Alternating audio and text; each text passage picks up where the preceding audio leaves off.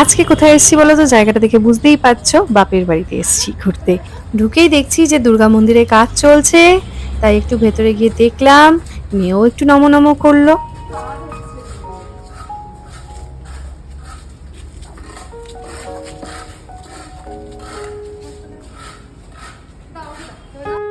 এই হচ্ছে মন্দির, এর ভেতরেই মায়ের পুজো হয়।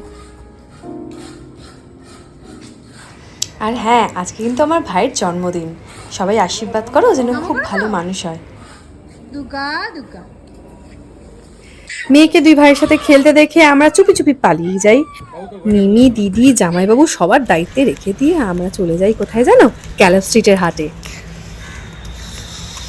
গরম, এত গরম পড়েছিল বলেই মেয়েকে আর নিয়ে গেলাম না, নইলে মেয়ে গেলে খুবই খুশি হতো।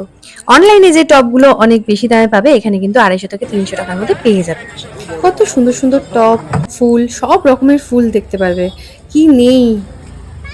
ছোটবেলায় আমি এখান থেকে 15 টাকা দিয়ে চারাও কিনেছি, কিন্তু এখন প্রচুর দাম বেড়ে গেছে সবকিছু। এখানে বিভিন্ন রকম গাছ পাবে, বিভিন্ন রঙের ফুলের গাছ পাবে। এতগুলো গোলাপ ফুল দেখতেই পাচ্ছ। বিভিন্ন গাছের কিন্তু বিভিন্ন রকম দাম। যেরকম নতুন মানুষ দেখলে এনারা তো ভীষণ বাজেভাবে দাম বলে। 1500 টাকা, 800 টাকা এক একটা গাছের দাম। আর এখানে যে চারাগুলো দেখছো, এগুলো সেই বুঝে বুঝেই কিনতে হয়। ইদানিং আমার গাছগুলো একটু খারাপ হয়ে যাচ্ছিল, ফুল কম হচ্ছিল জবা গাছে, তাই জন্য তার জন্য একটু ওষুধপত্রও নিয়ে নিলাম। আর কত সুন্দর সুন্দর মাছ, এত রং বেরঙের মাছ না, যে কি ভালো লাগে সামনে থেকে দেখতে। এগুলো কি মাছ গো? কোনগুলো? এগুলো এগুলো ড্যামাসনি। একটা অদ্ভুত রকমের নাম, যেটা আমি কোনোদিনও শুনিনি।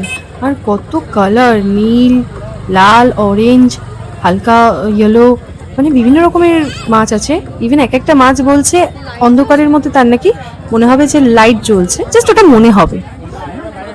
লাইট জ্বলছে, মানে মনে হচ্ছে কি লাইট জ্বলছে। কাঁকড়া কাঁকড়া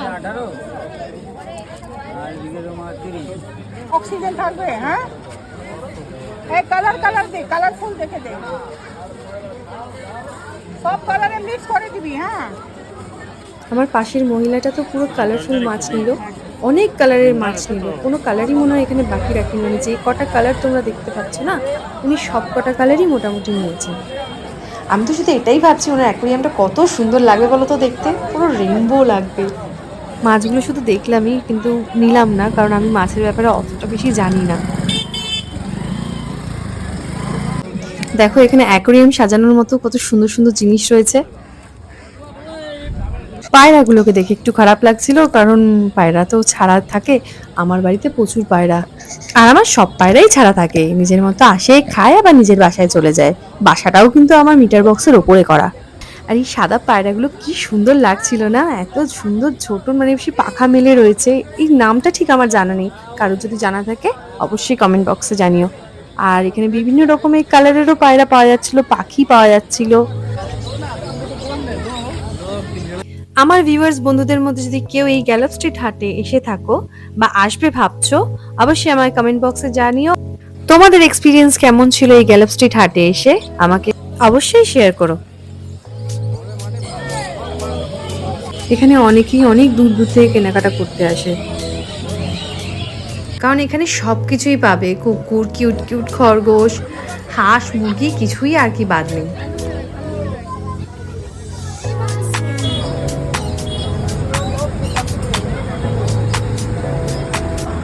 হয়ে গেল কেনাকাটা। বেশিরভাগ আমি শাড়ি কিনেছি আর একটাই গাছ কিনেছি।